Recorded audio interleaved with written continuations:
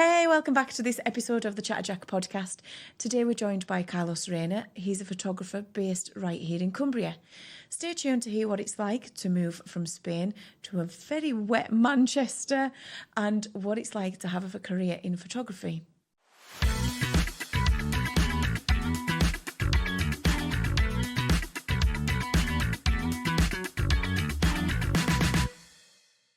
Welcome to this episode of Chatterjack Podcast. Hola, Carlos. Preséntate. I will do in English then. My name is Carlos Reina. I'm just live here in Cumbria now for over 8 years, even I'm from Spain. You can tell by my accent, so people behind the camera can tell by my accent. And you might need subtitles for this one. But yeah, I'm Carlos Reina, photographer here based in Cumbria now. And I've been here in England for 14 years.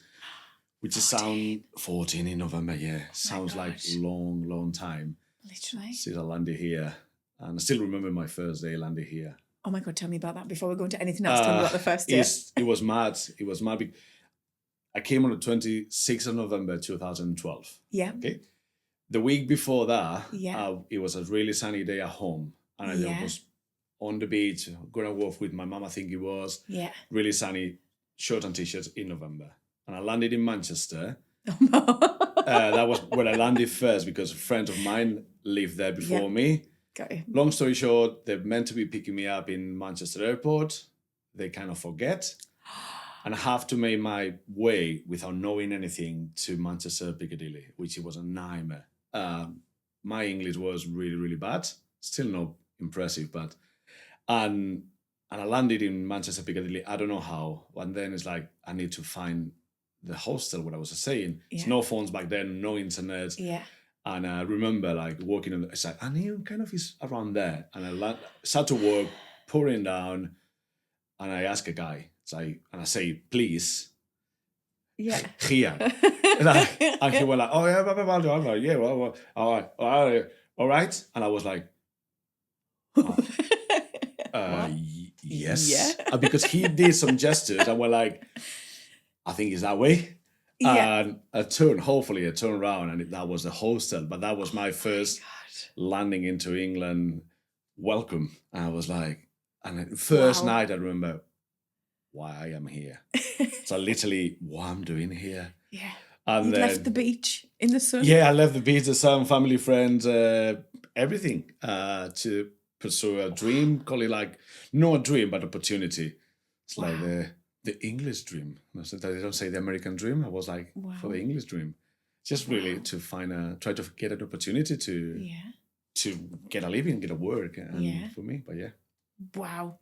That is, that's a rude awakening. Manchester in the middle of summer, it's still probably going to rain. Yeah. It was bad. It was wild. Yeah. And the worst thing is like, they were picking me up and then it's like, they kind of forget.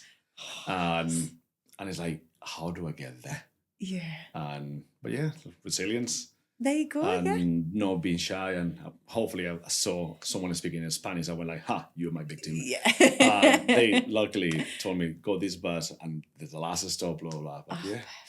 Oh, God. But yeah, 14 years later, I'm still here. Yeah, I know. Crazy. Literally, I know. Still here and even probably the more wettest part of the country in the Lake District. Yes. Yeah. And what are you like? I know. Well, let's go back. Let's go back to pre-England life. So I'm going to go back to, was it a village just outside of Valencia? North Valencia, about 70 miles north Valencia. Yes. Small village. Tell us about that. I grew up there, just all my life I lived there it's called Alcocebre, or Alcocebre, if you say in Valencian. It's a really lovely small town, touristic town. Okay. It's a touristic town, but cute. It was mainly for Spanish tourists back then. Now, obviously, with everything expanded and it's a lot of more British and German, French. Okay. But it was mainly, I would say 80% was a Spanish tourist. But we went from, say, 1,000 people, 2,000 at the moment in winter to 40 to 50,000 people in summer. What it's like is mad when you think about it. Then, I grew up there all my life and I went to school there, a really small school. And I lived on a campsite and my dad was a guard of a campsite. Then we actually live on a campsite all my life, which it means for a kids, it was a dream. Yeah. It's like in summer you have 800 people there, 800 kids there, Wow. where you can play. Yeah. And it's been on holidays, weekends, a lot of scouts group, council group with kids, and it have like a 70,000 square meters, no idea how is that on square foot of land to play, to climb trees, to build your own tents, dens, and it was amazing. I absolutely loved it too. And opposite the sea. So literally cross the road and that was the sea. And it was an amazing place to grow up. Yeah. And just not only the town, it was where we were so lucky to live in the campsite all our life. The people, very social. Yes, it's like my dad sometimes in summer, like he met so many people there through their life. I was like, you want to go? I speak with that group. You want to go with them?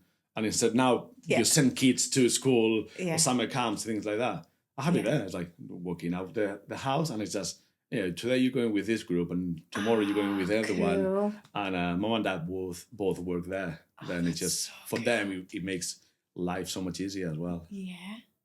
That's fascinating. Oh, what a great upbringing. That's cool. It was an amazing, it is funny because I don't think much about it. No, yeah. But when you put it in words, you're like, how lucky I was, how lucky we were, me and my brother. Yeah. How lucky we were to grow up there and to have that experience of living. It's not rural, but living on outdoor life all our life.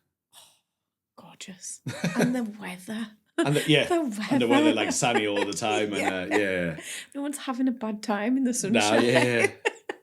Incredible. But school's a good time as well. You enjoyed school? Yeah, enjoy school. I was a good student, I think, back then. Yeah. And being the biggest, the fattest kid probably wasn't easy for me because I got picked all the time.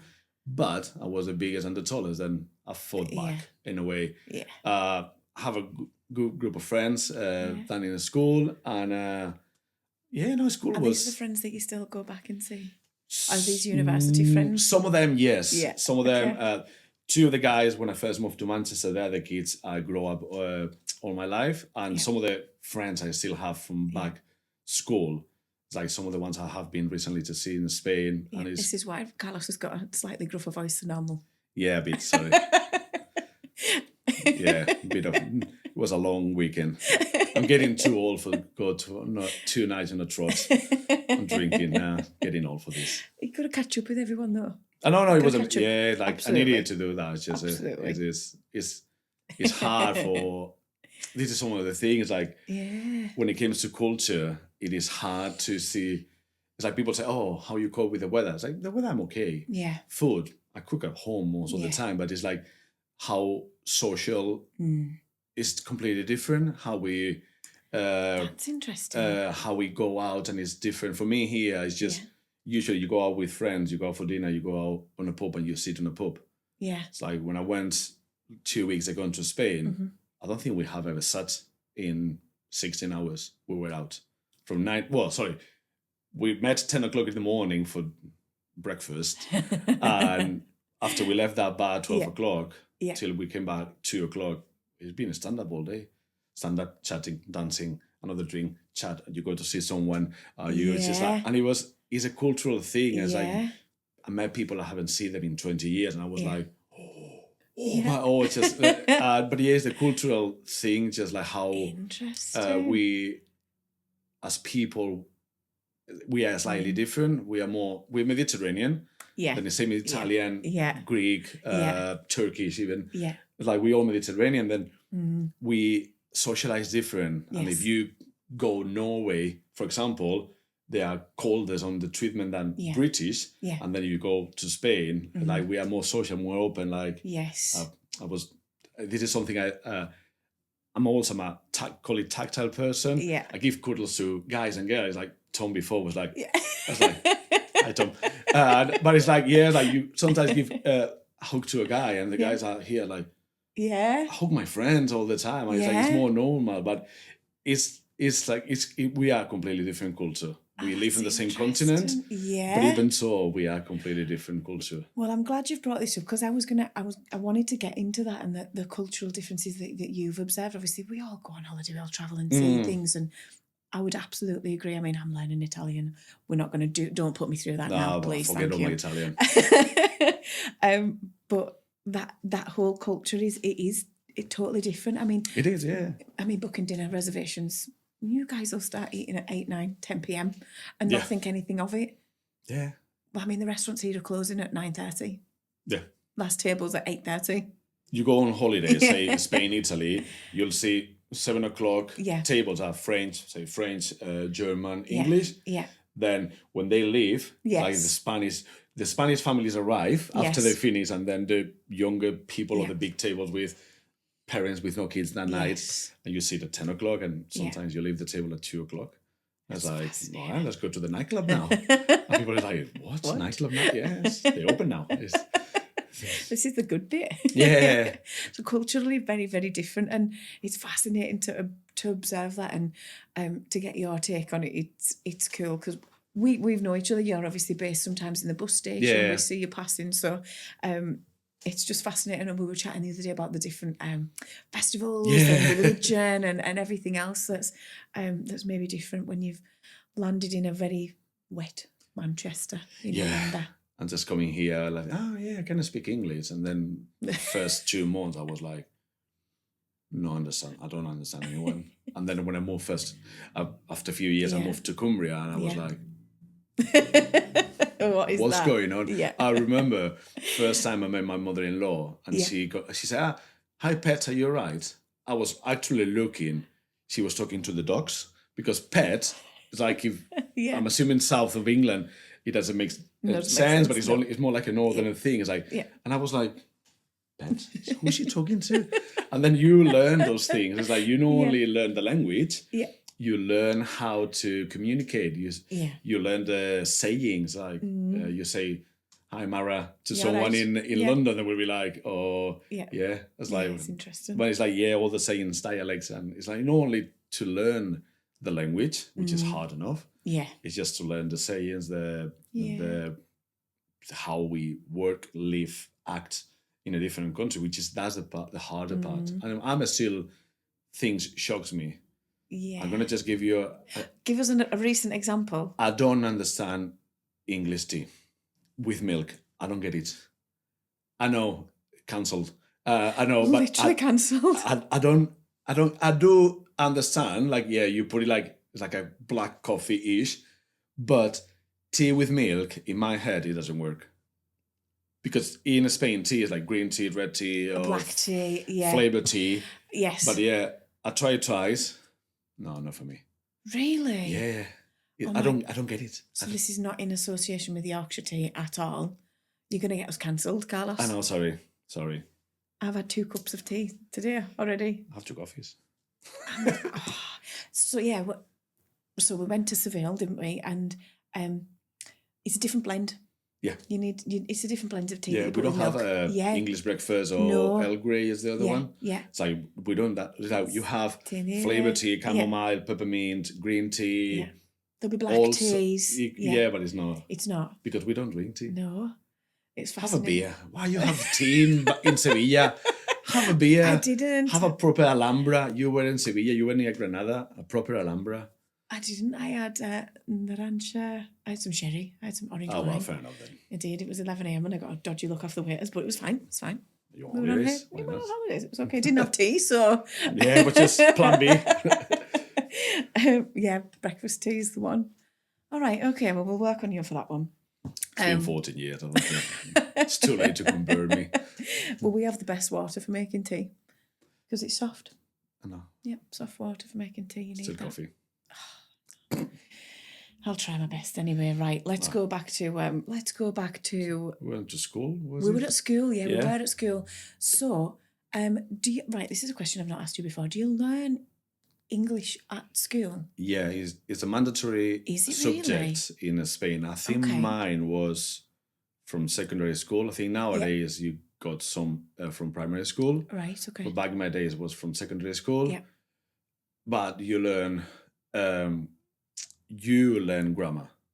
Okay. Yeah. Yeah. I am, you are, Yeah. he, she, like, yeah. then you, Yeah. but the teacher who teaches you Spanish Yes. have this accent. Hello, class. See, yes. Then it's like, yeah, like you learn the grammar. Yeah. They got like a listenings. Yes. They're like British listenings, which is like you are Yeah.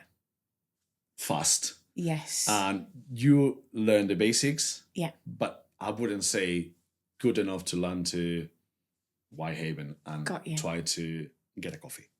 Okay. Unless you are a better student or you want to, or you have done some study or watching films or whatsoever. We do learn as a mandatory, like you would do Spanish language, or if you're in Valencia or in Catalonia, you do Valencian or Catalan, history, blah, blah, blah. Yeah.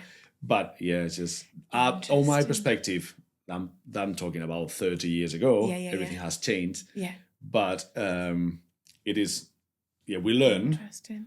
But it's like you probably learn German or French. Yeah, French and German. It's like how much you remember if you did German or how much you remember you did French.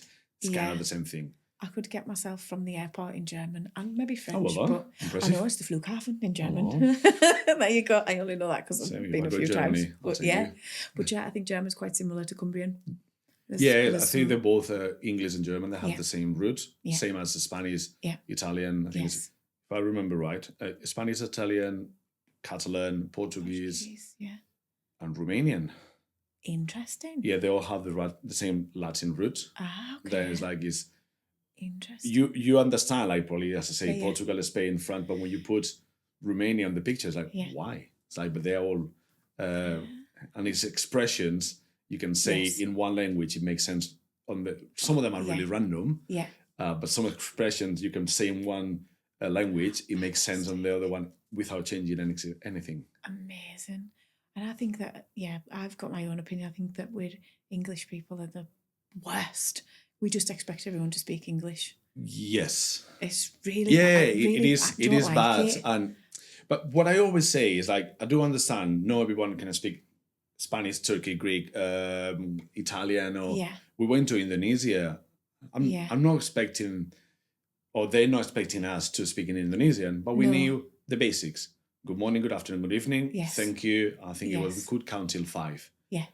But you go to the places, you say hi, good morning, and they were like, oh wow, and then you are everything in English because obviously they don't speak Spanish. Yes. But I found it that like that's interesting. French and British people, like you go on a touristic place, everybody there speaks in English because it's on their own benefits. Yes. But if you don't even bother to say good morning in Spanish or French, Turkey, Greek, it's like, for me, it's really bad. It's like you don't even make the effort. And I remember I work in one of the, as a lifeguard, we work in a place which is mainly French people. Got you. And they couldn't even make the effort. I do understand. Yeah. But they came just vomiting everything in French.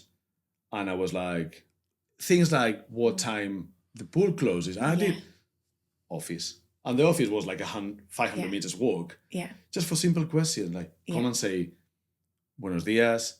Or or try to speak slow. Blah, blah, blah, blah, blah. Office. And it's like, and it was like, we learned the hard way, like office. And then they come, it's like, and it's an easy question. It's like, office. I don't know. I don't know. And we knew like what time the pool closes or where is the supermarket. Things like really basics. But it's like, no, if you don't make the effort, why do I have to make the effort? That's why I really, if I landed here now, it's like, si ahora empiezo a hablar así, o sea, todo el mundo va a empezar, ¿qué pasa, Carlos? ¿Por qué estás hablando en español? Entonces, todas, then it's like, it's a survival skill in a way. It's like you need to make yourself to understand, people understand you, be polite to. Oh, so is that one of Carlos's takes then, that we should all have a bit of language under different ones? I think so. Like, this is my We've gone off on a tangent here. We're not talking anything about photography. We'll come back to it, but welcome to Chatterjack Languages. Oh, that could be a pod. Mi dispiace, non ho capito. I'm sorry, I don't understand. No, There you go. No entiendo, lo siento, no. Yeah. Solo hablo en español. That's all I've got. Don't ask me for anything more, that's my lot. But I think it's like that. It's like if you at least try to say thank you, hi, good morning, just basics. We went to Greece recently, and I can't talk Greek. No. It was good morning, good afternoon, kalispera, kalimera, kalinista, I think it was.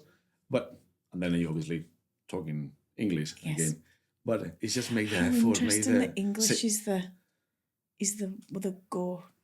middle ground. Yeah, I'm assuming because most of if you're a tourist, I think English is the tourist language. It's like everywhere you probably go. I think a part of China. Yeah. And I heard, but everywhere you go, if you're German, you're gonna probably speak in English. If you're French, if you're from Holland, you will go to a country and speak. I don't know. I'm just guessing, but I think English is the tourist language. Spanish people go on holidays to Turkey and they will speak in English, or just don't get a beer or anything. Easy as that. That's fascinating. I've never looked at it in that perspective. So well, there we go. Maybe it's not as bad as I think. Thanks for that. You're welcome. Anytime. Yeah, interesting, fascinating. So language, very, very different. Language challenges, barriers, etc. But let's go back to Valencia, please. We'll rewind.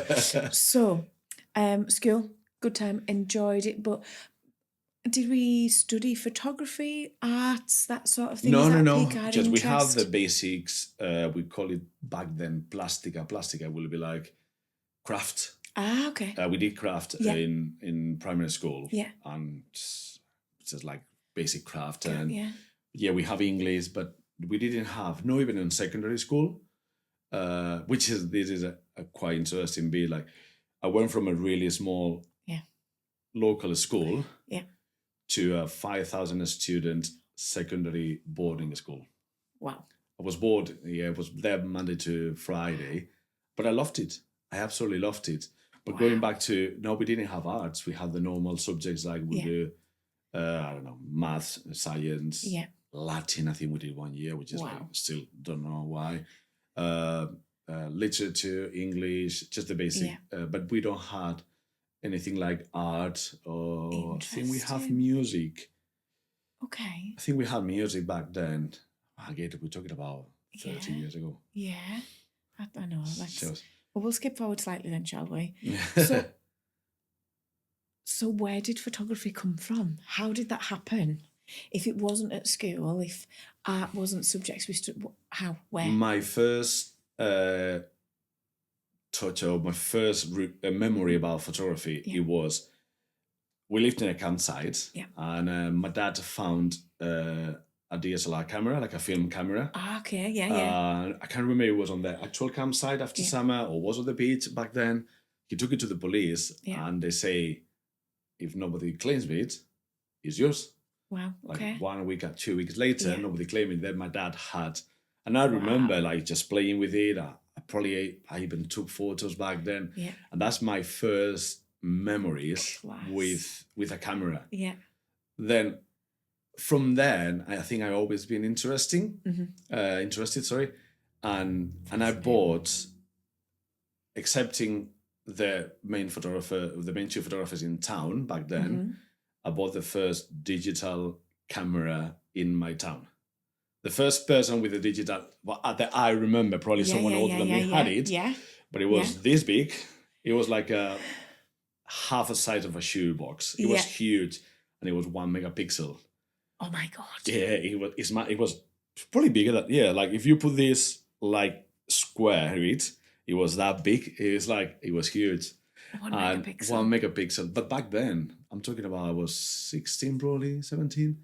That was like, we went from not having photos to be able to like take a kind of a trolley with you because it was huge and be able to take photos of you, your friends. And it was amazing. I was the first person I knew with a camera in my whole time. And then now, when we look back to the memories, it's like, wow. Nowadays, it's quite normal to have we took few photos before we even came here. And that's normal. But back then, it's like, with film, you counted how many photos you take. You remember your mom and dad, they have one photo, and that's the family photo of that holiday, or say 24, 32. That was it. You have 32 photos, if you're lucky, of one holiday. And if they all come out. Yeah, but now you probably with any took of half a us, dozen, yeah. that would talk like Yeah, in one shot down. So Yeah. like, can't just take this picture quickly. Yeah. But then it's like, I bought my first digital camera then, Wow. and I absolutely loved it. Wow. And a few years later, I dated to a better one. Yeah. Which is the one we took on a night out, and it was amazing having memories on a night out before phones.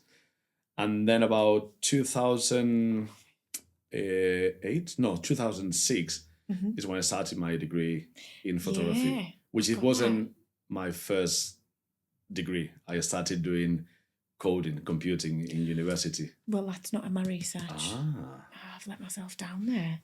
Yeah. Okay. Not many people know that. All right. I started when I was 18 after secondary school, and we don't have A levels, but they're similar. When I went to do computing and coding. It didn't last long. In the first 2 months, I met one of my best friends nowadays. Yeah. And we just went on the canteen nearly every day. Students living with my two best mates back then in Castellón, in a small city. Yeah. And it was like Thursday, Friday, Saturday was night out. And my friends managed to finish the degree, and I didn't. I spent 2 years, which probably nowadays I regret it in a bit. Okay. But I don't. It's like when we try to say to younger generations, like, you need to study this, you need to study that. Yeah. And I never lied, and my mom and dad probably knew back then. Yeah. But I was partying most of the time, or I was getting up at 12 o'clock because you were playing video games till 3 o'clock in the evening. Yes. But I was working through summers to Easter to everything to be able to pay for my own tuitions. Yeah, education. But then in a way, my mom and dad sponsor my 2 years partying in a way. Yeah. But I was working to be able, I was working since I was 16. Yeah. Then it's just, but no, Then I did 2 years. Well, I was signed in the uni for 2.5 years. I went to work somewhere else for a year. And then in 2006 is when I applied to be doing a photography and media studies degree. Yeah. And literally I started like on the buzzer. Someone cancelled they just started it. They didn't like it. And I was on a waiting list. Stop it. Yeah. Like they started to say, I can't remember, it was like 10th of September.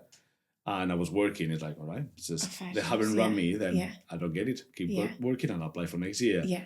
And 2 weeks later, I got a phone call, an email. I can't remember. Like it was a vacancy because someone started it, but didn't finish. And I think you only have 3 weeks to be able to be on the wait.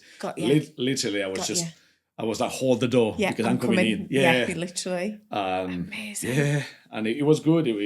I really enjoyed it. And, and as different as when I did computing, I knew I wanted to do that, and I loved it. Yeah. And I smashed it it was full-time studying. It was back in Spain, it was 9 till 5 every day or 9 till 3, like 8 hours every day. Then you have to do your assets and everything. I was like 2 years fully only studying photography and media studies. Wow. That's so cool. And you loved it?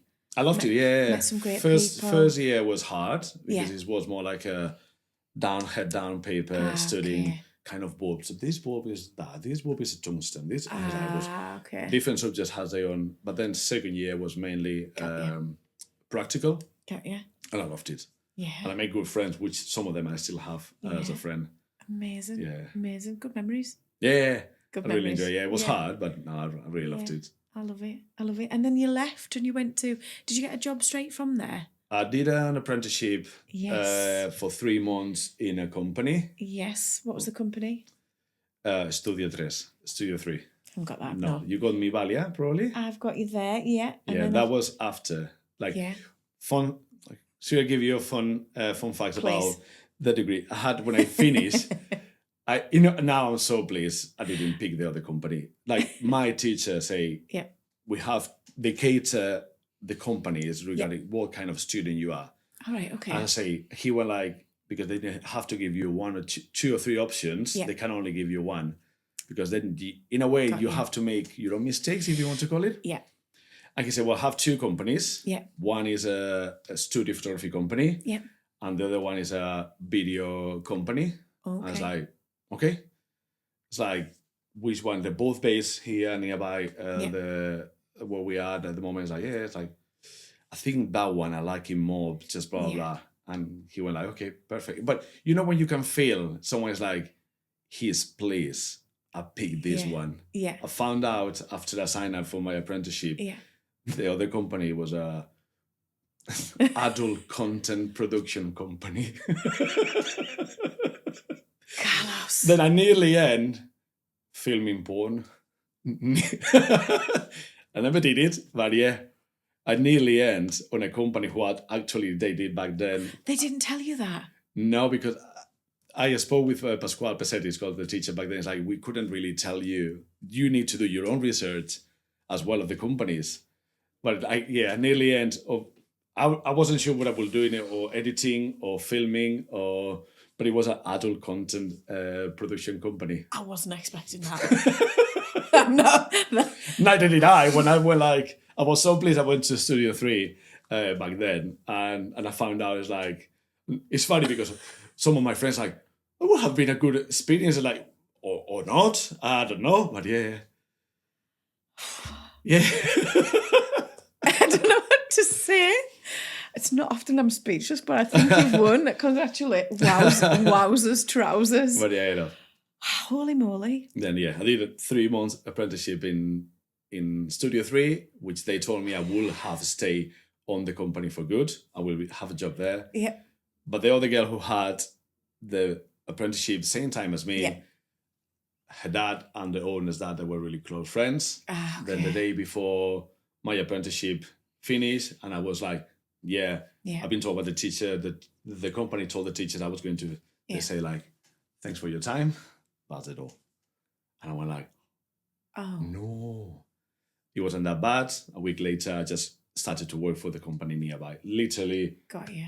2 warehouses down. Got you. Which was a bigger company. Yeah. Better company in a way. Yeah. Then it's like, I'm still recovering.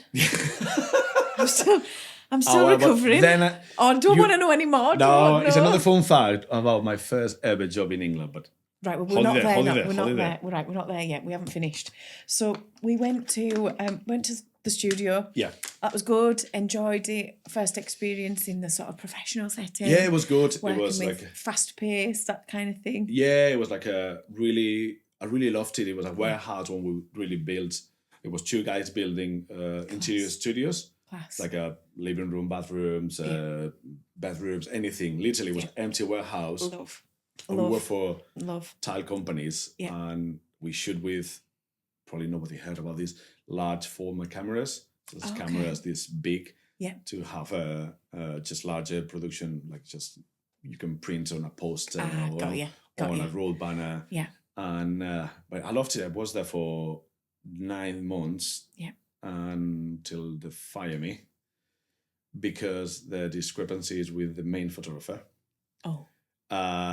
Which is, I don't get to say anymore. Anyway, nobody likes her in the company.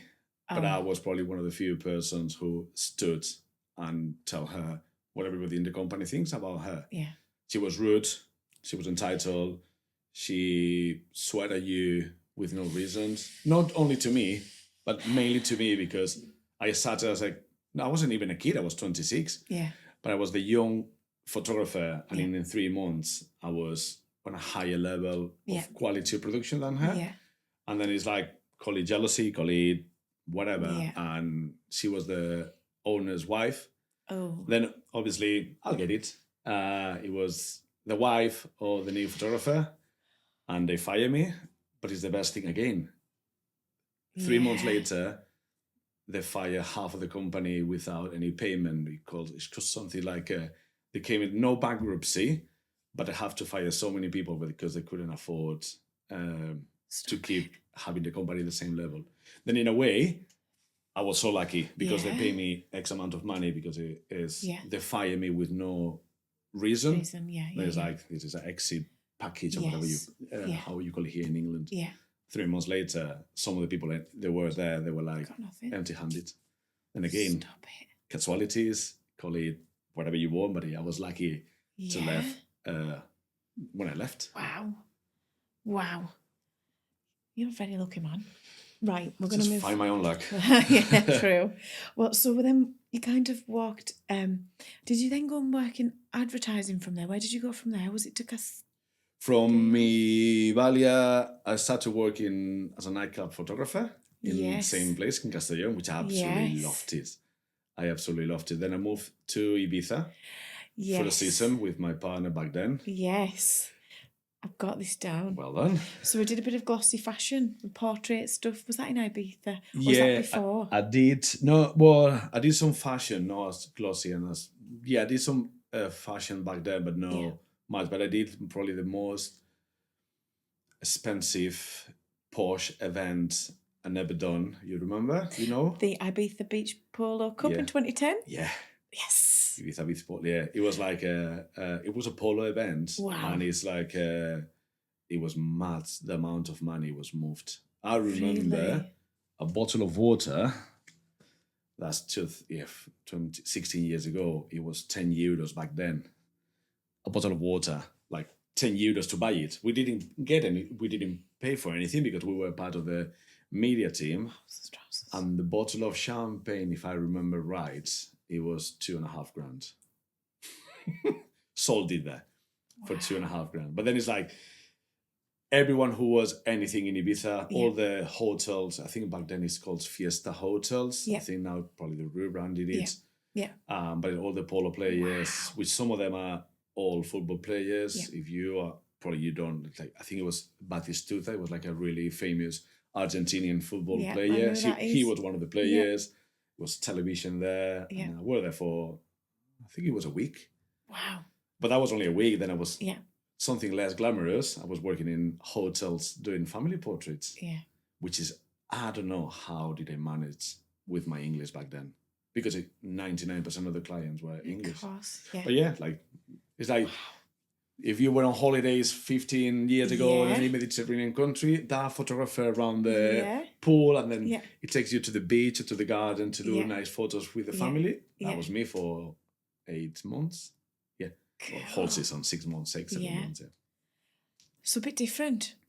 Yeah, how different than being sort of in the studio. It was. I like it. It was quite interesting to do, and it's like I needed to get a job back then, and obviously it was a seasonal job. I finished there, and then I have to go back home, which in a way it wasn't a bad thing. My relationship with my partner back then wasn't really good. Then I think it was probably again.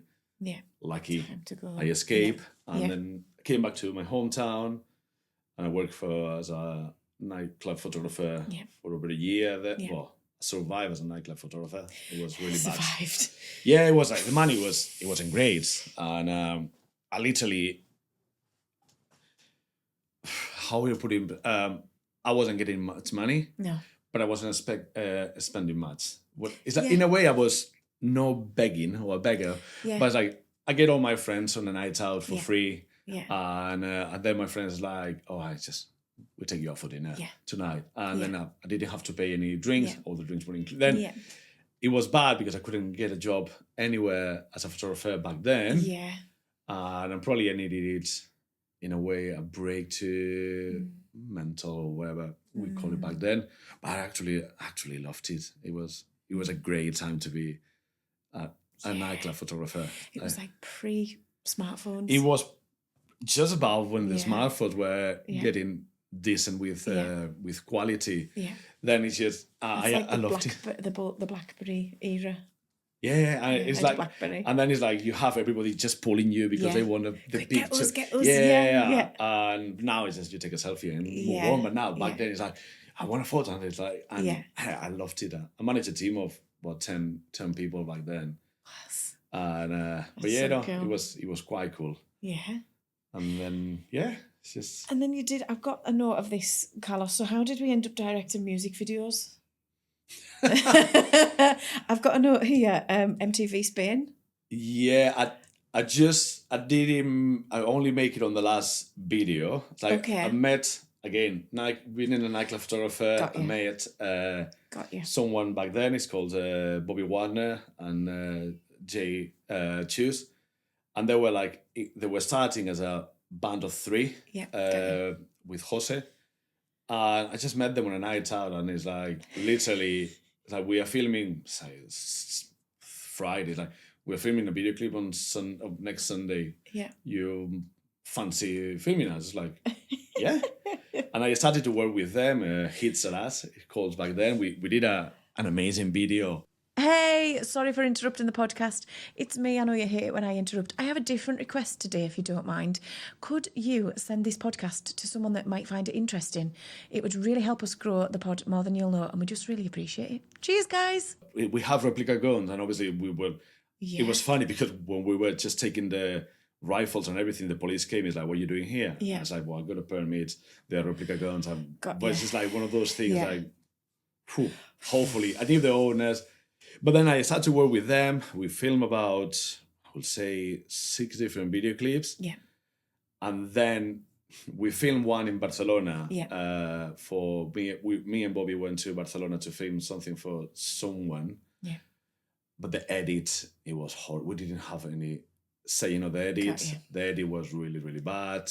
And that was the one I went to MTV, which in a way I'm pleased. Got you. My name never was there. Yeah. We did another one back in Almeria. Yeah. Which is like, again, it's like one of those, like, we have loads of, the video clip was, we have a party. Yeah. And it's like girls, boys, like a massive party. Yeah. We don't forget. It's like kind of The hangover. Yeah. And we have plenty of girls. It's going to be a pool party. Yeah. The night before, all the girls cancelled. About 10 girls. It was a no-pay job, favors. Yeah. And we were like, what are we doing now? Yeah. It's like, we managed to get something completely different, which it was grand. It was only guys. And the video clip at the end of the day is like girls knocking on doors. Yeah. Which is I have to film it back in my hometown with all my friends, girls. And That's then it's hilarious. like messages, where are you at? Yeah. Open the door. Yeah. And then we did a completely different video clip with Kilo back then. Yeah. And then, but yeah, Bobby, Chus, and Jose, they started to film video clips for MTV with someone from, you probably got here, Jordi Show. It was. Oh, right, okay. We had Gandia Show in Spain. Yeah. Someone we're really famous in Gandia Show did a video clip with them. They went on the MTV Spain. They did another one with lots of famous people in a nightclub. And they had a contract with MTV US. Oh. But the actual producer vanished with all the money. I was already in Spain, in England, sorry. But they had a contract with, and they're meant to be flying to I think probably it was LA or California, I can't remember. And I won't say his name. I still remember his name. Wow. It had nothing to do with me back then. No, but yeah, I managed to have a video clip on MTV Spain. Yeah. But then they meant to having a really good career with MTV US. They have a tour already. Not sign up, but talked and the Italian producer just disappear, like break their phone or whatever, throw it on the sea, and never heard of him. And they were like, "What now?" Yeah. Like, wow. That's cutthroat and ruthless. Yeah, I was already here in England back then, I feel always bad for them because they could be like the new, I don't know, music nowadays, but Gosh, that's mental. I didn't know that either. We've covered some ground at this, Carlos. I didn't know a lot of this about you. This is great. It's just always give surprises. You kind of decided to leave the warmth, the sunshine, yes, the glitz, the glam, and come to England. Yes. How? Why? Long story short, I've been asking that question. No, just on my last year in Spain, I was working as a nightlife photographer, but I couldn't get any much, and I wasn't getting money enough. Yeah. It was like really bad pay. It was literally I was doing it for fun. Yeah. It's just like, and I have a partner back then. We split up, and then just I got two friends who were moved already in Manchester. Got you. And I had that, when you have something in your head, it's like, I need to do that. I did try for 3-4 weeks to try to make a living in Barcelona. All right, okay. And I moved to one of my friends' flat, and I was doing 10 till 2, literally rucksack handling curriculums to every single media company on the area. Yeah. Was coming back for lunch, cooking for my friends, cleaning their house because they never charged me anything. And in the evening, I was literally bombarding every single media. A great log, the whole Barcelona. Wow. Yeah. I was all right, today I need to do that street. It's like, this, handling CV, send over 1,000 curriculums, 100, I'd say about over 300, and never got an answer. I was like, really?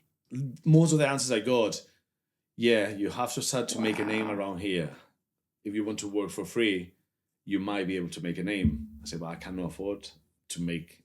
I need to pay for rent. I need to pay for. I can say for my friends, but I cannot stay with my friend's house in the sofa for life. And 3 weeks later, and I wasn't getting anywhere. Just then, I could get a job. No offense or anything. I could get a job, maybe in hospitality or in a supermarket. Yeah. But I didn't want to do that. Not for any reason. Yeah. Because I wanted to try to make a living as a photographer. Yeah. And 3 weeks later, I came back home. Probably been 3 weeks in Barcelona. I didn't have my relationship back then. Yeah. We split up. Yeah. And in 2 weeks later, I got 2,000 euros, whatever was in pounds, and jumped in a plane. And that was 14 years ago in November. God, well, it was hard. It's just, it was really hard. It's like, it was an easy move. It's like you move to a different country with different culture and different language.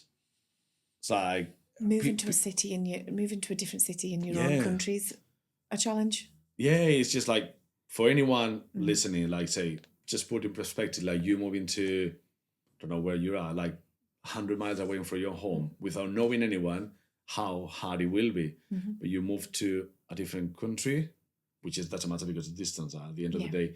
But it's like they speak a different language, which you don't understand, which they don't understand you. That some people don't understand me still nowadays. Yeah. And then it's different culture, different, and you are like, what I have done. Yeah. I cried on my first week in the hostel. I actually, again, everything went wrong. The place where I meant to be staying, they didn't accept any students that were no university. It was like okay. And then I was like, again, like when I landed, it's like, what I'm doing now? Yeah. And actually, I remember sitting on the hostel and sat with a sandwich or whatever I bought and I cried in the middle of the hostel. And I was like, what I'm doing? Yeah. Oh, I'm still thinking about it. Still, hopefully, two girls who were Spanish saw me, and as I started to talk to me and say, "Well, we know someone who knows someone, who might be able to get you in a nice student residency." And I was lucky enough to met those two girls. They were compassionate about the poor 16 stone guy crying in a corner. But it wasn't easy. It wasn't easy. Even like when I first got my job, my first proper job in a restaurant wasn't easy either. It's just, again, it's the language barrier. And it's a steep learning curve, isn't it? It is, yeah.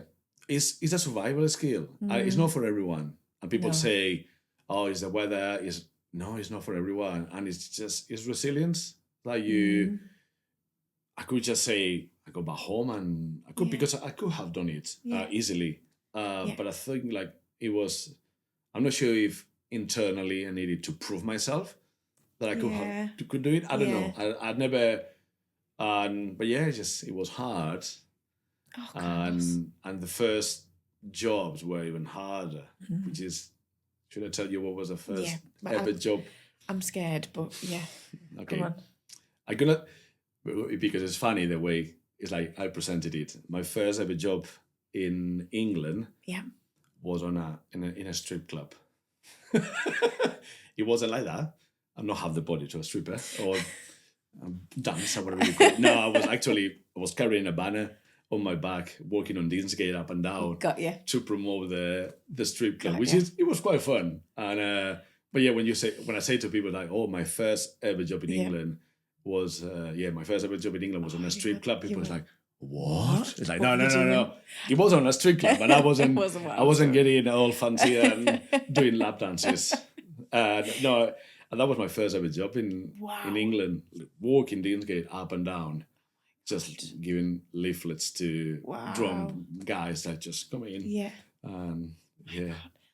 But the love for photography was always there. Yeah, I brought my camera. For like your passion, I brought my stuff. Yeah. I wanted to move to a big city because I knew as a photographer I will have more opportunities than even nowadays here I have more opportunities than the ones I have back then. Absolutely. And I have done some photography for a local newspaper, Spanish local newspaper in Manchester, the Northerner, I think it's It was a pro bono job, freelance job. They were paying all my expenses if needed. I did a few jobs for them. Yeah. And I filmed a video clip for a Spanish guy who was living in the same residency as me. Amazing. But then I wasn't getting anywhere. Like the problem was I was with the Spanish people, speaking Spanish all the time in Manchester with no money. Yeah. And it's like, this is not working. I'll be here 3 months. Yeah. I haven't got a job or a proper job yet. Then I moved to a small village with my first hospitality job in a small town called Snooksford. Oh, yeah. With all the rich people live. Yeah. I didn't know it was all the rich people and the Spaniards. Yeah. Interesting. Yeah. So tell me about that chapter. I really loved my time in Nooksford. Yeah. I started in the Italian restaurant, it was nice because it was easier. Yes. Everyone there was Italian. Yes. Then you can pick, as a Spanish person, you can pick more what they talk. But I wanted to be in front of the house. Yeah. And I was nagging and pestering everyone for conversation. I was that annoying waiter that you get. I was like, just leave. That was me. I want to practice. Yeah, I want to practice. And that's how I improved my English. And I just talking. And most of the time were regular customers, which is they know you. And then most of them came because of me or because I was making fun with the kids. Yeah. And then they came with the families. And I was there for nearly a year. But they never pay us on time. Oh. They were like really bad paying us. I left, and even after I left, they owed me like nearly 2 months. And one day I just I went to the restaurant and it was like, next week. Yeah. Oh, next week. Oh, no. And I left, and one day I remember after leaving there, I just went to the owner and said, well, I need all the money. I'm not living here with all the money. And no matter where you get it from, just I need my money. And they were like, and I just started shouting and say, because I knew some of the clients, like, never ever come here again. So you see all these people working, they don't get paid. We don't get paid. You remember Maria she never get paid. And they banned me from the restaurant. I ended taking them to court, which they never show, which means I won. Yeah. I won a case and government gave me the money and then but from there I moved to before taking them to court, I moved to a really posh place. It's called Belle Epoque. That's where the tale says where David Beckham asked Victoria Beckham to marry him. It was like it's called one of the tables. That's what they were, like more like a private, and they call it the Beckham's table because apparently David Beckham. That was before my time. But David Beckham asked Victoria Beckham to marry. And then, went from there. I was like, it's been like most of my life, I never have to handle many curriculums. When I was working in Parma, it was the Italian restaurant. Yeah. Claudio, the manager of the other place, I know you're not happy here. Come to work with me. Yeah. And I just jumped from there. Then after a year there, I was a bar manager there in Belle Epoque. And one day just went for lunch somewhere else where we used to go. Yeah. And Liam, bless him, on a Tuesday, we were having lunch with another friend of mine. And he's like, you're not happy, are you? I said, no. I'm so fed up of that place. And he went like, literally remember, it's Tuesday today. you have to give a week notice. 9 o'clock on Wednesday, you're here. It's like, Liam, we haven't spoke about, it's like, I'm going to pay you better than them and you're going to be happy here. I was like, go home, print a notice and just handle it today because on Wednesday you're on the road. I'm doing the road now. On Wednesday you're here. And I just jumped there. And I started there in wine bar as a bar manager there. And I loved it. It was amazing. It was a really amazing place to work. It was mad. Yeah. Thursday and Friday we had live music and it was mad. And that was my last hospitality job, even if I was working later on Friday nights in another place for my social day. But yeah, it's just the like nightlife keeps getting you though, doesn't it? You keep. I know it's just it's survival. It's like, and I loved it back then. My English was probably good enough to do more photography. I was working for a few jobs for a few restaurants around there. Yeah, and I've done a few as a photographer. I mean, and I never stopped working. Yeah, but obviously that was more like I needed to language skills, people skills, like different set of skills here in this country. And I was loving it. I was actually until one day I say I actually need to go and pursue like more photography career, and I handled my notice and went on holidays to Indonesia with my friends. And I've been on holidays. I got a phone call from a teacher from a college. I did a training day, Kerry, and it's like, how are you about? I say, yeah, I'm alright. Like, what are you doing? I was like, in 2 or 3 days. It's like, I'm like, why? It's like, they're looking for a photo technician in college and they're running interviews and I put your name forward. And I was like, Kerry, I'm in Indonesia. I can't be there in 3 days. Can you speak with HR? It's like, I'm landing that day. The day after, 9 o'clock, I'm going to be there. Yeah. I was like, oh no. I said, please, I'll do it online. Yeah. But I don't think it was online interviews back then in 2050. That wasn't a thing. Not, no, yeah. I say, if they can get me a day when the day after land at literally 9 o'clock, I'm going to be there. And went, had the interview, and I got the job. Yeah, don't look at you. I was like, I'm not sure it was like, treat people like the way you like to be treated, and then they give you back, or karma, or whatever you want to call it. But yeah, it's like, and I worked there as a technician. I got my teaching qualification. Yeah. I taught Spanish learning in the mornings and in the evenings. And I was covering some H&Ds classes as a teacher. I absolutely loved it. Lovely. For a year I was there, working some photography and video alongside. Yeah. And then we found out Olivia was coming to this world. Then that again, it was great news, and we moved here to St. Bees, and but again for me it was starting again. It's not. We were talking about moving to a different city. Yeah, I moved to a different area, which is Karen was on maternity leave. But I didn't have a job. I didn't know anyone around here. No, a part of Karen's family. Yeah, I was like, what I'm gonna do? And then I pestered every single media company, photographers, video. I sent emails to everyone. Yeah. And one day I got a phone call. We got an interview for you. I was like, all right. Cool. And where? And they sent me the address. I'll see you in 2 days. And I went to the interview. It was a photo shop here in town. Used to call Click. Now it's Max Spielman. Yeah. I actually get to the interview. I said, how do you find us? And I went brutally honest with her. I was like, I had no idea I did apply for this job. And she was like shocked for my answers. Like, I have no idea.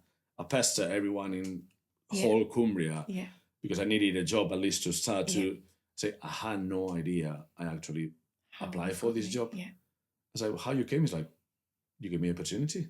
I came and I'll do my best. And I got the job. They were that desperate. And I got the job apparently. Wow. And it was all right. At least it's not what I wanted to do, but at least was related with photography. Yeah, and I was doing kids' passport photos, and it gave me again like skills to understand Cumbrian people, which it was a challenge itself to start. And then I was there for over a year, and then I saw a gap it could be a gap in the market to do a sports photography here in Cumbria. And I was like, you know what? Let's try. I quit, handed my notice.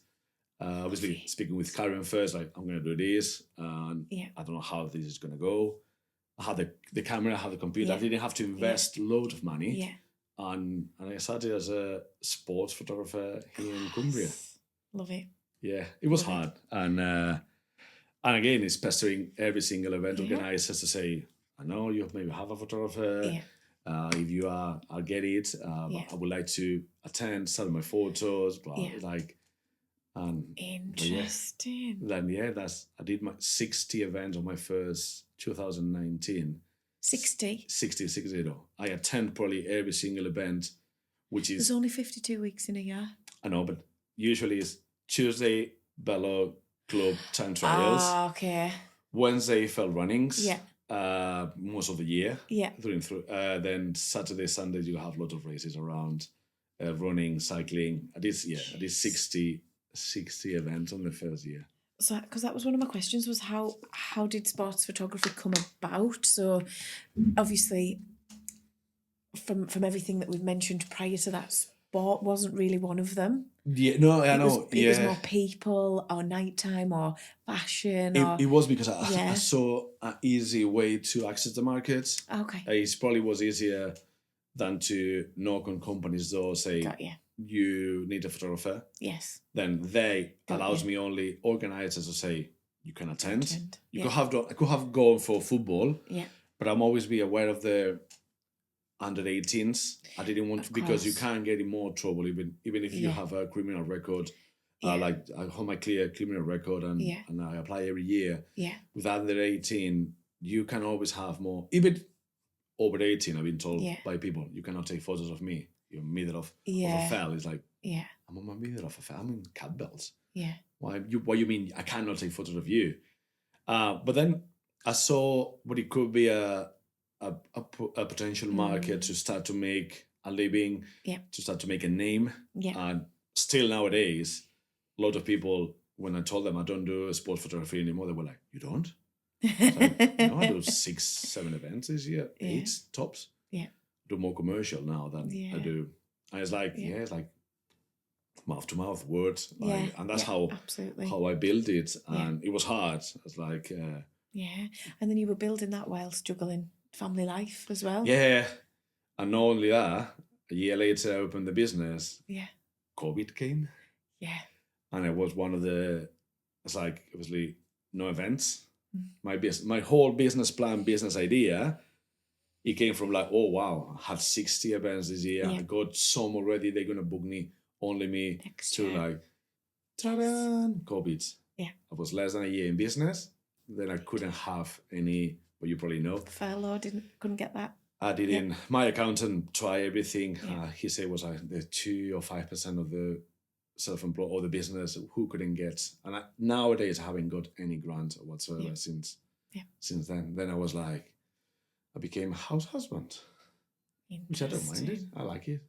We're looking after Olivia, looking after the house, cooking, cleaning, as much as a guy is allowed to cook, to clean in a house. I was going to say, you'll have the cooking part down, I got the cooking part. I was looking after Olivia and taking the dog for a walk. Yeah. And, but and that's when we were talking before, like, is when I thought, like, to do the doorstep photography, which I thought it too late, so later than when I wanted. Yeah, I've got that in lockdown. You did the sort of the doorstep family photos. And I never touched the car to do any of them. I'm always cycled to everywhere.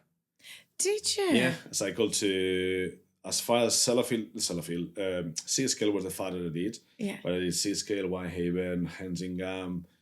I did one in High Harrington, I think it was. Moore Road, Clittermoor, Freesington. Yeah. I walked if it was around St. Bees, Egremont, and if not, I cycle. Because that was lockdown. You were not allowed.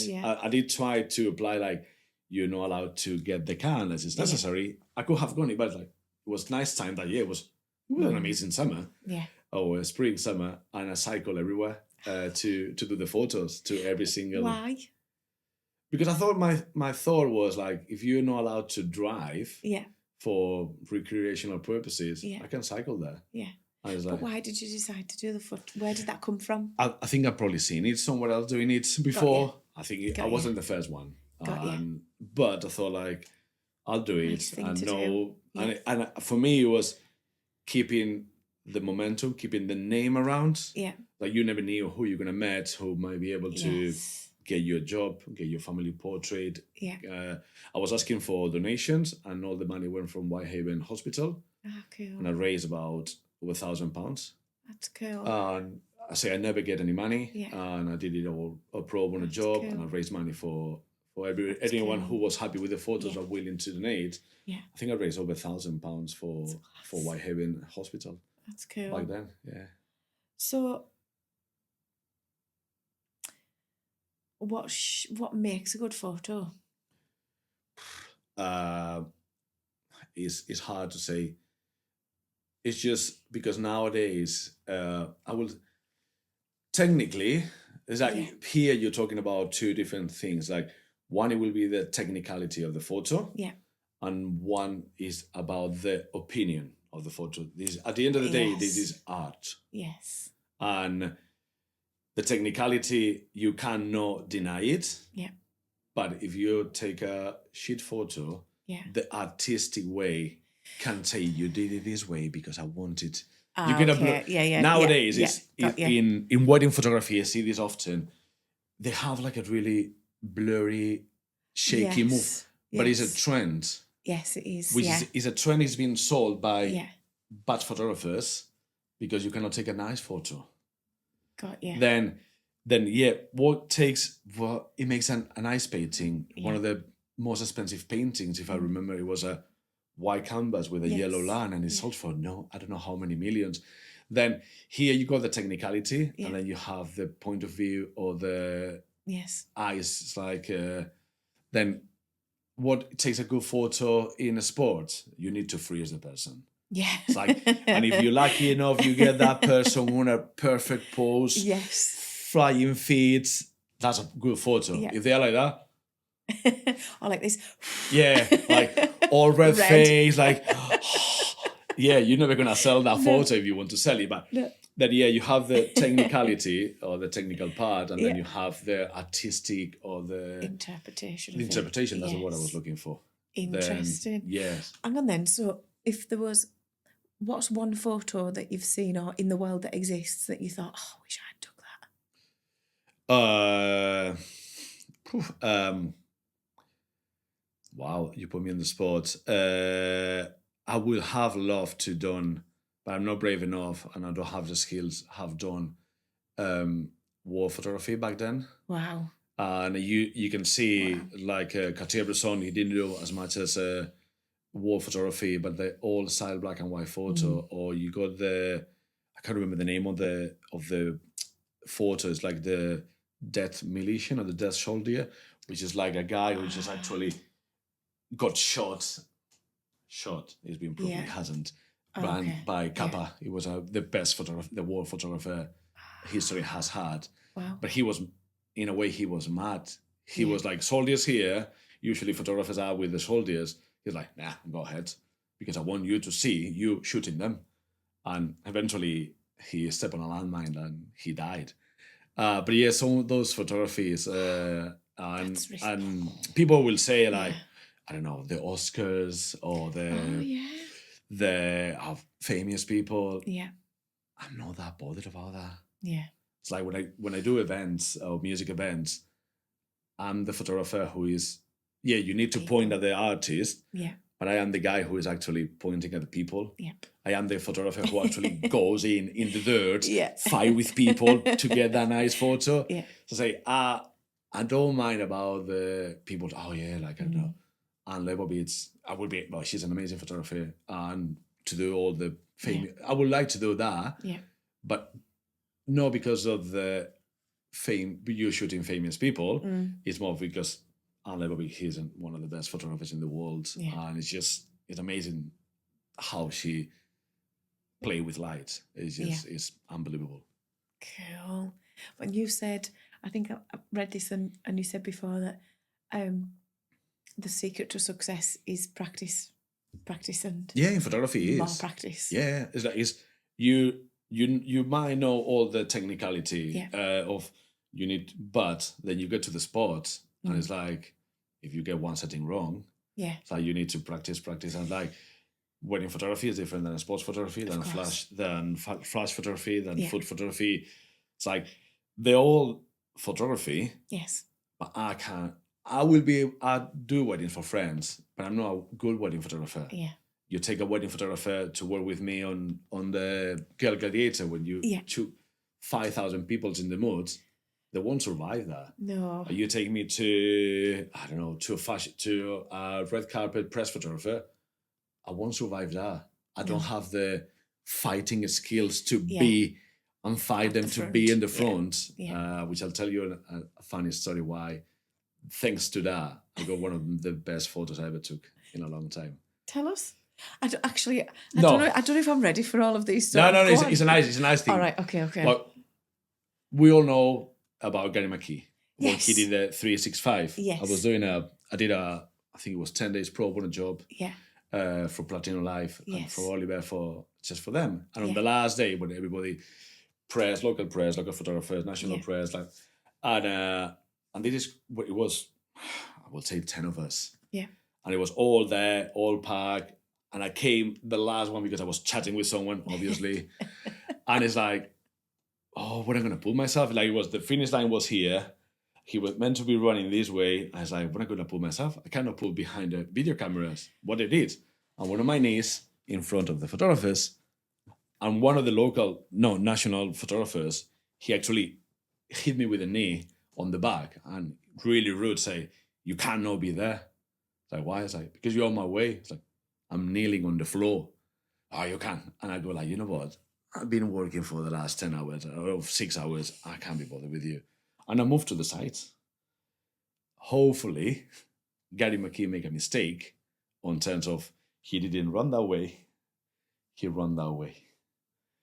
Then who was the photographer who was closest to him? It was me. Then that famous photo of Gary running like that, I was the person who was closest to him. Then in a way, again, the luck struck me. I was the one who took that photo of him, hands up, with all the crowd behind, because the other photographers were like 2-3 meters to the other side. And then that photo has been in over 90 countries, published in newspapers and media. That's mental. But yeah, it's like, again, I couldn't do that. I couldn't be bothered with the press fighting, elbowing each other's. And then I went somewhere else. And you got a shot. And I was lucky enough again. Yeah. And I got their shot. And it's just, but that was this is one of my proudest photos. Yeah, so I know exactly which picture that you're talking about. And we're going to touch on that. I was going to ask you about sort of giving back, and you do constantly do things for charities, for communities, etc. Is that part and parcel of just who you are, what you think's the right thing to do? I think it's treat people like you like to be treated, and it's like I'm being adopted here in Cumbria, if you want to call it like that, and then it's just, I think it's the right thing to do. It's like I wish I could just go now and write a check to Whitehaven Council or just to any, I think like this is 50 grand, but I can give my time. Yeah. And just back when I did the dose of photography, I didn't want anything. It would have been nice back then for me to get £1,000. Yeah. It would have been amazing. Yeah. But it will have made much difference to me, money-wise. It probably will. But you know what I'm trying to say is just then, and that's what I have done since I moved here. Is like, it's a really rare thing for Spanish culture to do that as well. We don't have charities in Spain. Really? Nowadays we have more these sponsorships but I never see a charity in my whole life before I moved to England, and I've lived in Spain for 30 years. Wow. And I never see anyone. I see donations by big corporations or big people, or you donate. I donate clothes all my life to friends who were more in need than me. And remember, back then I have a Mexican friend who actually was homeless. Yeah. And all my clothes, even if they were really baggy, Yeah. everything me and my mom, or me and my dad have to give some clothes away. Just we give to him. It's like, I can't remember his name now. But it's no like charity thing. It's no historically in Spain. Yeah. Like I've never seen charity before I moved to England. I never see a sponsorship Yeah. before I moved here. But then it's a way, I think, is a way to give what you got. Yeah. It's like to society, to people, to friends, to and in a way I work and I live here. Yeah. My family is here. Then it's just why don't try to give a bit. It's like back then with the Dose photography, I give my time and I give money to the hospital. Have done a lot of pro bono jobs, including getting my key, which is in a way, as I say, is like his face has been in more than 90 countries, over 300 different publications, and it's my photo there. It's massive. And in a way, it's like then it's just and I'll try to raise money with other events like the Wainwrights, the mental Wainwrights. Yeah. So talking of that, you did a challenge to do all of the Wainwrights in a year, and photograph them all. So before we get into all of that, which was your favourite fell to photo? Which is your favourite fell? And then which was your favourite fell to take a photo at the top of? Are they the same one or? Fell, I can't tell you, because 60% of my fells were in fog. Half of them were really me.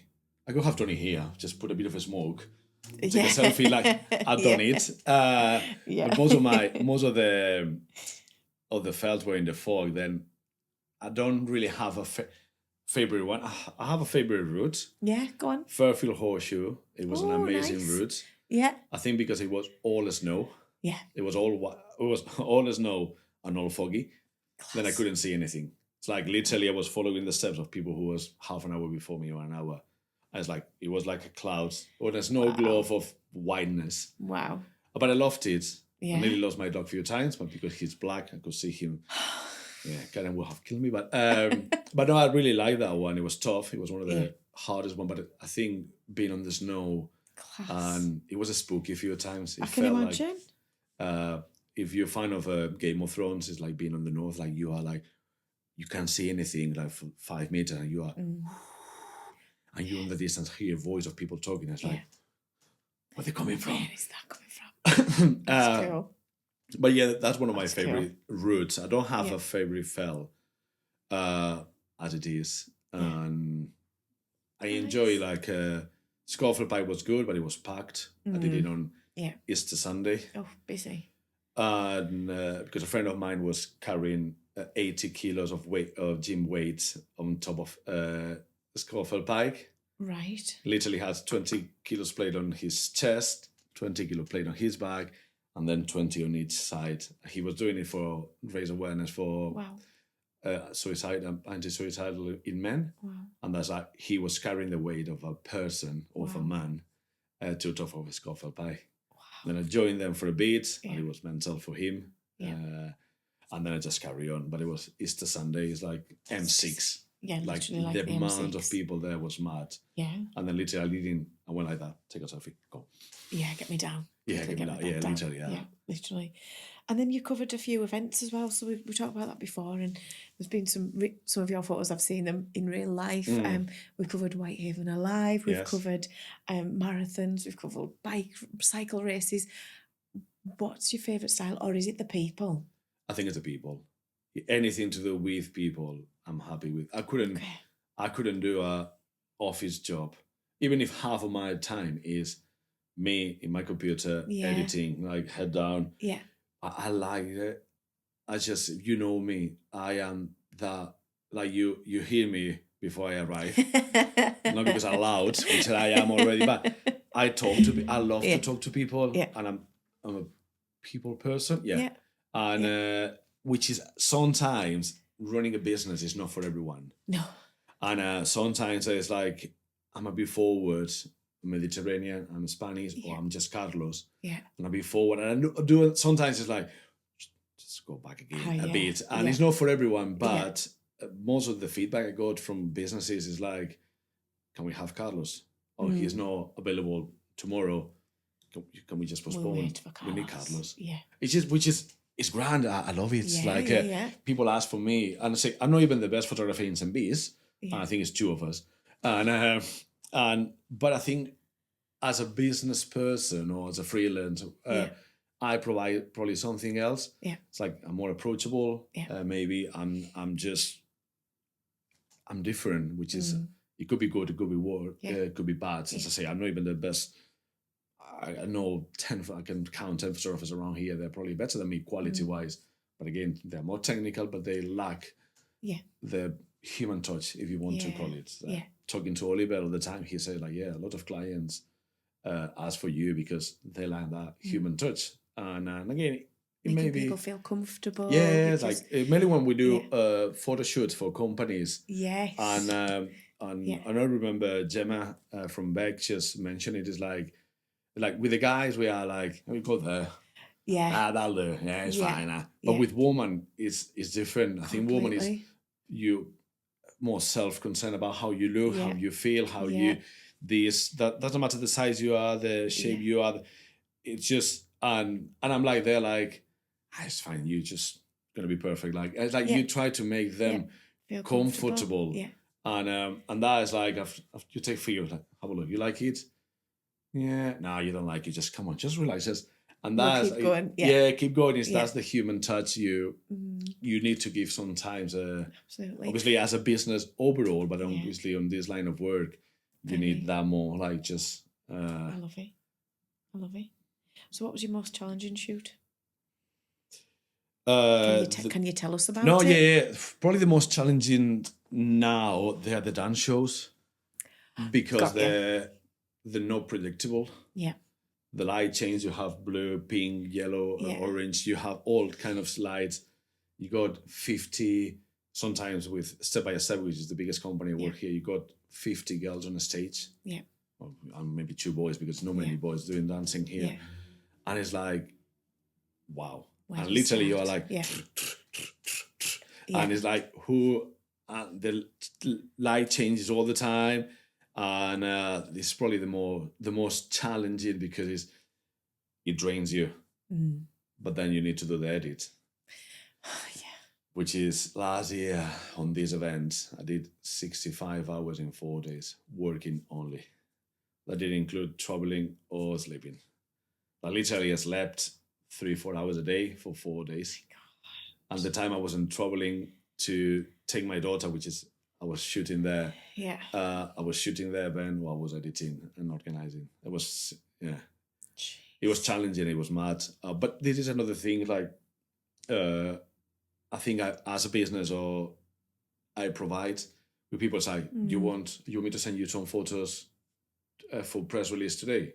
Sometimes people is like, really? Today? You can do that? Yeah. Say, I got the laptop in the car. I can just plug it in, send you a few, or as soon as I go home if you're not in a rush. I was like, that would be nice. I said, well, when the photo's going to be done? It's 3:00 tonight. People are like, really? Yeah. It's just like, job done.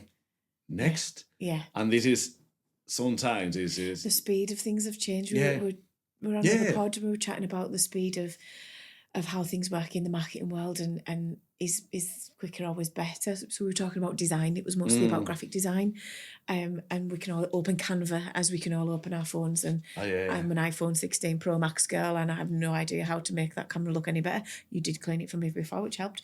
But that speed it's so apparent. But it's like saying with event photography. When I started it, I was driving by with the phone there on the holder, and you get notification, and it's like doing an event in Carlisle, and it's like you're driving down, you're in Wigton, and people is like, when the photo's going to be? Yeah. Like, I just left Carlisle. I have to go home, back up, edit, upload them tonight. Have dinner. But people is like, because, and it's reality, I made numbers, and because Karen got angry all the time, it's like, 2:00, I'm still sometimes editing. Nowadays, everything has changed. But it's like, what are you doing? It's like, people is expecting me to have the photos tonight. Everything, if you sell the photos to the runners or the competitors, 80% of the sales go on the first 24 hours. Wow. 80%. So that needs out. 50% go the day after. Yeah. The other 5% goes along the year. Someone like, oh, I didn't. I that remember race. that race, Or somebody finds you 3 days later. Yeah.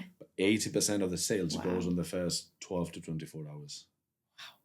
So the speed is the speed is important. Then you have yourself. Yeah. You have another photographer maybe who was there, a professional or amateur. Yeah. Then you got your mom, your cousin, your auntie taking photos of you, which is, again, I do understand photos on events like that are luxuries. And I'm not mad with anyone. I'm trying to, but people nowadays rather have 10 blurry photos with a bin in the background than pay 5 or 10 for a proper photo. Yeah. Again, I get it. It's a luxury. Yeah. But just like the speed. Because I was saying isn't before, Saturday today. Yeah. Wednesday I got a fell race. Yeah. And next Saturday I got another race. Then the momentum has gone. And it's just how life is at the moment. We need everything right here, right now. Tom, get the podcast ready. I'm expecting you ready by tomorrow. But yeah, by the weekend. But it's that speed, like everything has to be right here, right now, which is mad. Yeah. Because I remember talking about photography. You used to take a film. Yeah. Some people were like, film was that? Yeah. But yeah, you take a film and you send it to the shop. Yeah. When it's finished, maybe it takes you a week to finish it. Yeah. And then you have to wait a week to get it done and pray and touch wood. They went right. But they all came out. Yeah. Like you haven't messed it up. Yeah. And everyone's got their eyes open. And then, like the speed of life is just, it goes too much in the way, I think. Yeah. Everything has to be right here, right now. And if you missed it by 2 days, it's already gone. Yeah. But it is. Fascinating. It's mental. So what's next? What's next? Winning the Euro Million and moving to Spain. No. 360. Just similar year than last year. It's been a quiet winter, which has been scary. Yeah. I'm saying to everyone, it's not only the financial point of view, is that I can motivate myself when I have no paying customers. Yeah. Then it's been a bit rough recently in terms of work, but I managed to do a lot of pro bono job for a few people around. Yeah. And been planning a few things, and then now just literally this is my first weekend when I'm back to all the events. I'm doing Color Half on Sunday. So I think they got 2,000 people sign up, which is going to be mental, but it's sunny, happy days. And then just back to all my corporate stuff. Yeah. I planned the whole year with Muncaster this year already. Amazing. Which is grand. I love working for them, and it's just they're really nice people. Yeah. And it's that easy. It's just I'm part of the family there. Yeah. I just park on the VIP car park, go sign with the staff. Even if I don't see Kim sometimes, it's like, is Kim around? No, I was like, all right, I'll crack on. I'll crack on. It's really really easy and nice to work for them. And obviously him, them, and Peter obviously are my biggest clients. Yes. And then it's just it feels like for both of the companies we are more kind of a family in a way, cool. Which is grand. That's cool because then you get the right shots. You get everyone's calm and chilled out. You're not having to bring everyone down from the ceiling kind of thing. As I say, it's two of us working in Muncaster. Mike O'Neilly. He is amazing. He does a lot of B&B's, hotel, and he's amazing. I cannot touch it. Yeah, I cannot get close by to his quality, but he doesn't. Don't quote me on that. It's not like he doesn't like people. He feels less comfortable than I am. Yeah, I am the one who's like, I'm a Muncaster photographer. Can I get a photo of you or your kids? And I'm like, when it's the medieval festival, I am in the middle with the kids, but they batter me with the swords. And like, but I like people. And as I say before, I'm not sure it's like the Mediterranean, the Spanish, or just being me. Yeah. I like people. I like socialize, and love it. Just going back to the question, it's more or less similar than last year. Yeah. I wanted to grow the business, just not obviously everyone with more money is happier. Yeah. But I would like to start to hire people. I hire people through the year. Yeah. More Yeah. as a freelance. Yeah. But I would like to be able to grow, to expand, and just to give opportunities maybe to someone. Or that's what I'm trying to Cool. portray to make Yeah. myself look cool. But it's quite similar, Yeah. and nothing more interesting than what I have done. More food, more people. Yeah, more food. Yeah, as you can tell. Food Thank you, Pete. Thank you, Peter. Mr. Sidwell. Yes. Thank you, Peter. We're getting fatter by every day. We're launching he's launching a new cookies brand. Oh, fantastic. Which has been like, I can't even tell how many cookies I tried in the last month and a half. As you can tell, way too many. And but yeah, he's launching a new brand of cookies. We are developing website and everything at the moment. Amazing. And as I say, he's amazing to work with, and he's like a family. Class. So we go there, and it's like some days it's like, oh, none of us is in the house. Could you come early and look after the dogs? Like, yeah. Or he asked Emily, oh, we're not going to be here till late. Could you look after the kids? Yeah. And in a way, it's a different world. Yeah. It's not like a typical corporate job. No. We're there, we are family, and cool. it's like, and you forget something. Mm. You forget our book. The book. Oh. I've talked about the book. We've left the book in the office, Tom. Oh. He's giving me the thumbs down through the glass. Look at him. We have the book, but do you know what we'll do? We will be able, by the magic of Mr. Simmons, we will insert it here.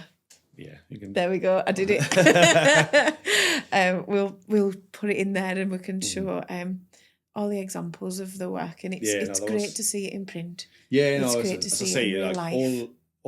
99% of the food photos are by Emily, which is an amazing photo photographer. Yeah. But again, all the people photos are mine. Yeah. And I think it was an amazing book. It is an amazing book. It is an amazing book. And it's some amazing recipes there as well, which is some of them way too nice. But yeah, that was a quite nice thing to do. We have an expression in Spain, which is you need to make 3 things on life: have a baby, plant a tree, and write a book. It's a saying in Spain, like, if you have done those 3 things, you have fulfilled your life, and then you have done them 3. And then like it was good to have a name in a book and be part of the book with imagery and the process and the creativity. It's like say before you were talking about MTV, or probably I'm more proud of being on a book than probably being on MTV, which is some people younger than us will say, what's MTV? I know MTV doesn't exist anymore. No, I know. They took it offline.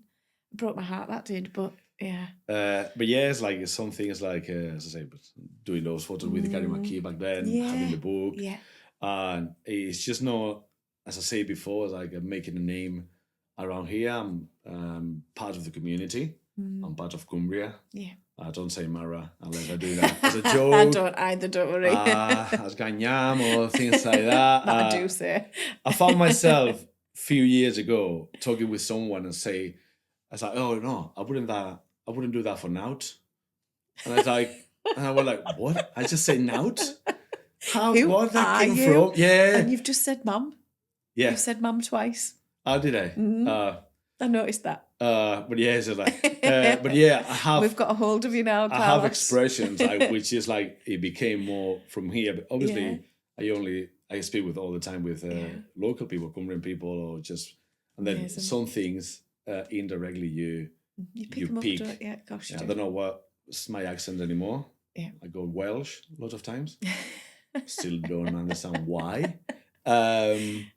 But yeah, just as I was saying before, it's like I live here, I work here, I party here, if you want to call it like that. And then it's just, I think it's just, I'm part of Cumbria in a way.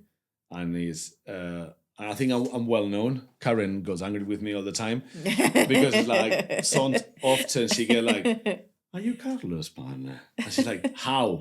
How you know more people? And I was born and raised here. Yeah. How you say, but every day I'm on a different company, different place, different podcast. Then and there's not many Carlos around. No. and there's not many Carlos photographer around either. And No. then just That's then cool. yeah, it's like being part of the. I'm a Spanish and will be always be a Spanish, but I'm proud to live around here and work here. Love I it. can't call myself Cumbrian because people are going to throw stones at me. But You can be an adopted Cumbrian. yeah, an adopted We'll Cumbria. adopt you. I'm going to put that on my business card, adopted Cumbria. Adopted Cumbrian. Well, this has been mega. I really look forward to seeing what comes next for you, Carlos. Yeah, just Yeah, it's fab. And if anybody wants to find Carlos, you'll find him on all the major platforms, on all the socials. You'll find all of his work. And if you're interested in a career in photography, also reach out because you do some pretty cool stuff. yeah. And there's always opportunities for people to come along and get involved. So honestly, it's been ace. Thank you so I hope much. I haven't bored you too much. I haven't bored the audience. No, not at all. So I can talk for ages. I can go and I carry on. leave it on my camera, Tom. Yeah, I'm finished now, Tom. I'll just let Carlos talk to himself. I'm not working till Sunday. I just leave it running. Mega. Thank you. Well, thank you very much for having me. Cheers. Thank you. Thanks so much for listening to this episode of the Chatterjack Podcast. I'm sure you'll agree there was some fun in that pod and some things that I wasn't expecting either. So we will look forward to seeing you on the next episode. If you don't already, please give us a like and subscribe because it helps us grow this podcast more than you'll know. Cheers, guys.